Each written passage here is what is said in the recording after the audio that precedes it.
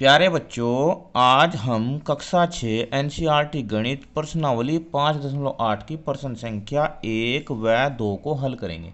ये प्रश्नावली बहुत आसान प्रश्नावली है, इसके बारे में हमने पहले भी बताया हुआ है। देखो, जांच कीजिए, क्या करनी? जांच करनी कि निम्न में से कौन सी आकृतियां बहुभुज है।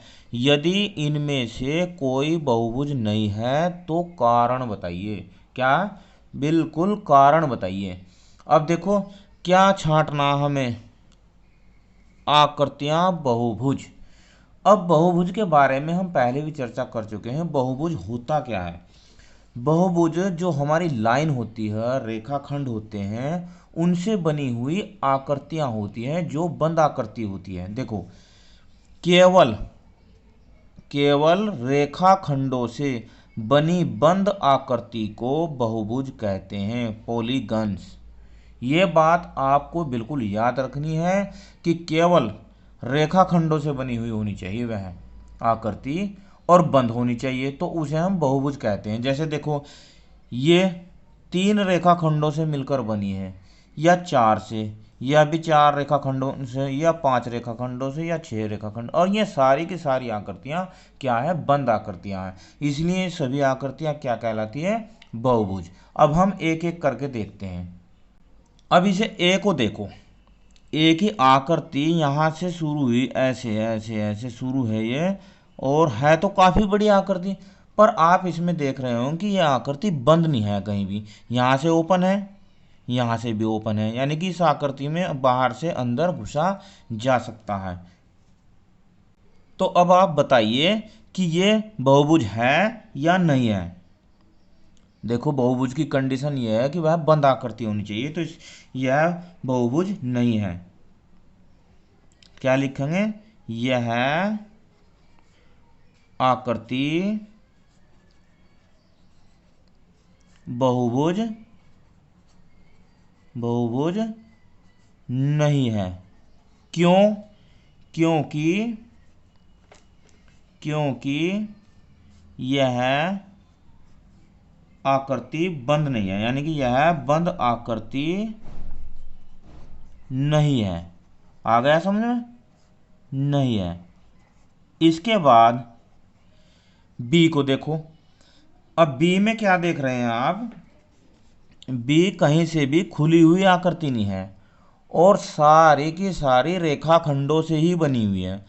अब चलो इसके रेखाखंड देख लेते हैं कितने। 1 2 3 4 5 6 7 8 9 10 11 12 रेखाखंड लगे हुए हैं इसमें।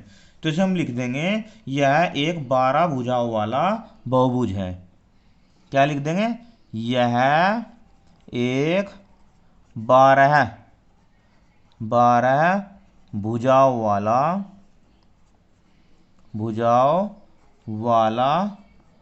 बहुभुज है। बहुभुज है। इसके बाद सी देखो, सी में कोई रेखाखंड नहीं लगा हुआ। सी में कोई भी रेखाखंड नहीं है, रेखाखंड से बनी नहीं है। और डी में 2 रेखाखंड है, पर सारे रेखाखंड नहीं है। तो इसमें लिखेंगे सी और डी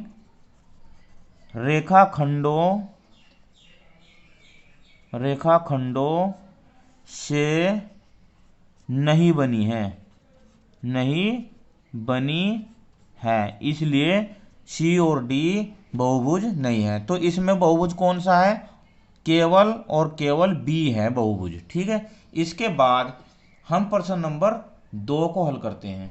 प्रश्न नंबर 2, प्रत्येक बहुभुज का नाम लिखिए। अब बहुभुज रेखाखंडों से बनी हुई बंद आकृति है, तो हम कुछ और उदाहरण भी देखते हैं। इस प्रश्न को तो हल करेंगे, हम कुछ और उदाहरण भी देखते हैं। अब ये देखो, आपकी किताब में ये टेबल, इसमें भुजाओं की संख्या, 3 भुजाओं की संख्या है। तो क्या कहा उसने? त्रिभुज। 1 2 3, तो 3 भुजाओं वाले को त्रिभुज। 4 भुजा वाले को 1 2 3 4 चतुर्भुज। 5 भुजा वाले को पंचभुज। 1 2 3 4 5 पंचभुज हो गया। 6 भुजा वाले को षटभुज। एक दो तीन चार पाँच छः। और आठ भुजा वाले को अष्टभुज। एक दो तीन चार पाँच छः सात आठ, आठ भुजाएं देखो, इसे क्या कहा, अष्टभुज। अब हम प्रश्न में देखते हैं।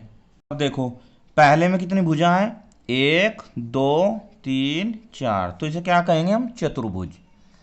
इसमें एक दो तीन, इसे क्या कहेंगे हम, त्रिभुज। तीन भुजाओं वाले बहुभुज को त्रिभुज। इसमें कितनी है, पाँच, एक दो तीन चार पाँच, इसे कहेंगे हम पंचभुज। और इसमें कितनी है, एक दो तीन चार पाँच छः सात आठ, इसे कहेंगे हम अष्टभुज। ठीक है। वीडियो कैसी लगी मुझे कमेंट में ज़रूर बताना। धन्यवाद। आपका दिन शुभ हो।